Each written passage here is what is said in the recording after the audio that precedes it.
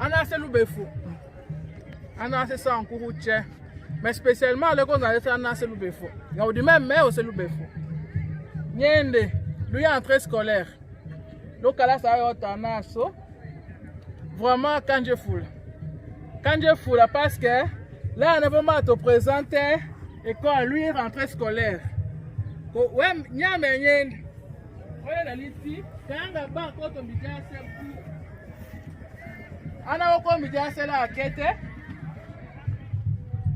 Ana chela akete mba jase o. Ba kene, kola na ka to tonje wa ingénieur, wa chimiste ya lui, wa infirmier wa médecin ya lui. Mais vraiment, t'es ko les songo. T'es ko la cheka sala wa kalasa. Mais quand même, donc la bonne volonté. Donc la bonne volonté. Donc je suis assez Loubefou et qu'on soigne fou là. Le sac. Là, il n'y a pas de ma preuve. Le sac est fou.